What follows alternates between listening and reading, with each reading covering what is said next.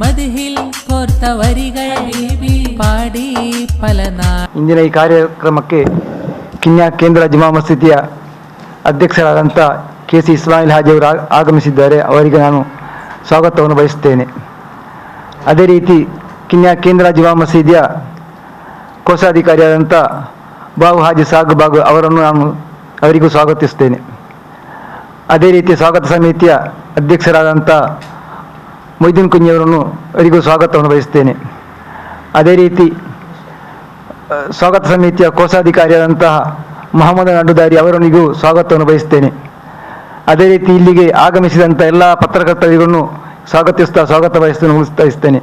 ಆಗಮಿಸಿದಂತಹ ಕಿನ್ಯಾ ಕೇಂದ್ರ ಜುಮಾ ಮಸೀದಿಯ ಪ್ರಧಾನ ಕಾರ್ಯದರ್ಶಿ, ಕೋಶಾಧಿಕಾರಿ ಹಾಗೂ ಸ್ವಾಗತ ಸಮಿತಿಯ ಅಧ್ಯಕ್ಷರಾದಂತಹ ಮೊಯ್ದೀನ್ ಕುಂಜಿ ಹಬ್ಬು ಹಾಗೂ ಪ್ರಧಾನ ಕಾರ್ಯದರ್ಶಿ ಆದಂತಹ K ಮೊಹಮ್ಮದ್, ಕೋಶಾಧಿಕಾರಿ ಮೊಹಮ್ಮದ್ ನರ್ದಾರಿ ಮತ್ತು ಮೀಡಿಯಾ ಪ್ರತಿನಿಧಿ ಫಾರೂಕ್ ಹಾಗೂ ಇಲ್ಲಿ ನೆರೆದಂತಹ ಮೀಡಿಯಾದ ಬಂಧುಗಳಾದ ಎಲ್ಲರಿಗೂ ನಾನು ನಮಸ್ಕಾರ ಹೇಳ್ತಾ ಇದ್ದೇನೆ. ಹಾಗೆ ನಾವು ಇವತ್ತು ಪ್ರೆಸ್ ಮೀಟ್ ನಡೆಸುವಂತಹ ಉದ್ದೇಶ ಎಲ್ಲ ಕಾಪಿಯನ್ನು ತಮಗೆ ಕೊಟ್ಟಿದ್ದೇನೆ. ಕಿನ್ಯಾ ಕೇಂದ್ರ ಜುಮಾ ಮಸೀದಿ ಅಂದರೆ ಹೆಚ್ಚು ಕಮ್ಮಿ 300 ವರ್ಷದ ಇತಿಹಾಸವಿರುವಂತಹ ಹಜರತ್ ಹುಸೈನ್ ವಲಿಯುಲ್ಲಾಹಿ ಖದ್ದಸಲ್ಲಾಹು ತಆಲಾ ಸರರುಲ್ ಅಜೀಜ್ ಅವರ ಕೂಟು ಜಿಯಾರತ್ ಎಂಬ ಕಾರ್ಯಕ್ರಮವನ್ನು ವರ್ಷಂಪ್ರತಿ ನಾವು ನಡೆಸಿಕೊಂಡು ಬರ್ತಾ ಇದ್ದೇವೆ. ಈ ವರ್ಷ ಕೂಡ ನಾವು ಅದನ್ನು ಆಚರಿಸಲಿಕ್ಕೆ ದಿನಾಂಕವನ್ನು ನಿಗದಿಪಡಿಸಿದ್ದೇವೆ. ಹಜರತ್ ವಲಿಯುಲ್ಲಾಹಿ ಹುಸೈನ್ ಮುಸ್ಲಿಯಾರ್ ಖದ್ದಸಲ್ಲಾಹು ತಆಲಾ ಸರರುಲ್ ಅಜೀಜ್ ಅವರ ಮುಕಾಂ ಕೂಟು ಜಿಯಾರತ್ ಕಾರ್ಯಕ್ರಮವು ಕಿನ್ಯಾ ಕೇಂದ್ರ ಜುಮಾ ಮಸೀದಿ ಅಧ್ಯಕ್ಷರಾದ KC ಇಸ್ಮಾಯಿಲ್ ಹಾಜಿ ಅವರ ಅಧ್ಯಕ್ಷತೆಯಲ್ಲಿ ಫೆಬ್ರವರಿ 20ರಿಂದ ಮಾರ್ಚ್ 2ರವರೆಗೆ ನಡೆಯಲಿರುವುದು 11 ದಿವಸದ ಕಾರ್ಯಕ್ರಮಗಳು.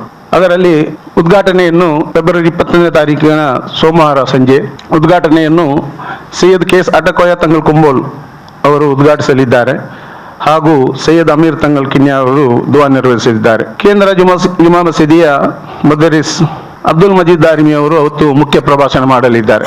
ಈ ಕಾರ್ಯಕ್ರಮದಲ್ಲಿ ಕೆಲವು ಗಣ್ಯ ಅತಿಥಿಗಳು, ನಮ್ಮ ಕೇಂದ್ರ ಜುಮಾ ಮಸೀದಿಯ ಪ್ರಧಾನ ಕಾರ್ಯದರ್ಶಿ ಹಾಗೂ ಕೂಟು ಜಿಯಾರತ್ ಅಧ್ಯಕ್ಷರಾದಂತಹ ಸ್ವಾಗತ ಸಮಿತಿ ಅಧ್ಯಕ್ಷರಾದಂತಹ ಮೊಯ್ದೀನ್ ಕುಂಜಿ ಹಬ್ಬೂರವರು ಕೂಡ ವೇದಿಕೆಯಲ್ಲಿ ಇದ್ದಾರೆ. 21ನೇ ಮಂಗಳವಾರ ರಾತ್ರಿ ಪಯ್ಯತಬೈಲ್ ಮುದರಿಸ್ ಅಬ್ದುಲ್ ಜಬ್ಬಾರ್ ಸಕಾಫಿ ಅವರು ಧಾರ್ಮಿಕ ಉಪನ್ಯಾಸ ನೀಡಲಿದ್ದಾರೆ. ಹಾಗೂ 22 ಫೆಬ್ರವರಿ ಬುಧವಾರ ರಾತ್ರಿ ರಫೀಕ್ ಸಾದಿ ದೇಲಂಬಾಡಿ ಅವರು ಕೂಡ ಧಾರ್ಮಿಕ ಉಪನ್ಯಾಸ ನೀಡಲಿದ್ದಾರೆ.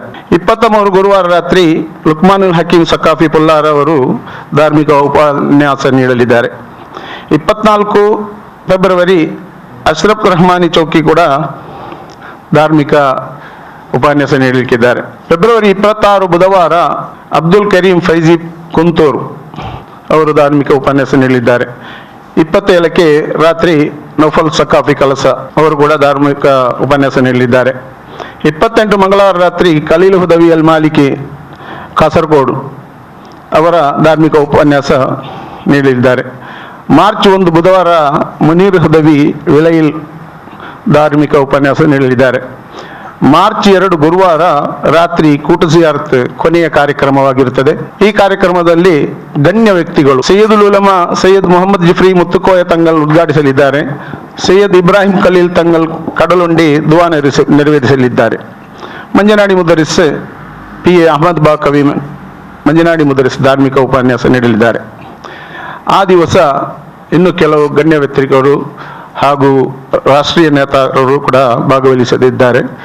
ಸೈಯದ್ ಇಬ್ರಾಹಿಂ ಬಾತಿಸ್ ತಂಗಲ್ ಆನೆಕಲ್ಲು, ಸೈಯದ್ ಶಿಹಾಬುದ್ದೀನ್ ತಂಗಲ್ ಕಿನ್ಯಾ ಕೇಂದ್ರ ಜುಮಾ ಮಸೀದಿ ಮುದರಿಸ್ ಅಬ್ದುಲ್ ಮಜೀದ್ ದಾರಿಮಿ, ಶಾಸಕರಾದಂತಹ UT ಖಾದರ್, ರಾಜ್ಯ ವಕ್ಫ್ ಬೋರ್ಡ್ ಅಧ್ಯಕ್ಷ ಶಾಫಿ ಸಹದಿ, ಜಿಲ್ಲಾ ವಕ್ಫ್ ಸಲಹಾ ಸಮಿತಿ ಅಧ್ಯಕ್ಷರಾದಂತಹ ಅಬ್ದುಲ್ ನಾಸಿರ್ ಲಕ್ಕಿಸ್ಟಾರ್, PTC ಮೊಹಮ್ಮದ್ ಮುಸ್ಲಿಯಾರ್, ನೌಫಲ್ ಫೈಜಿ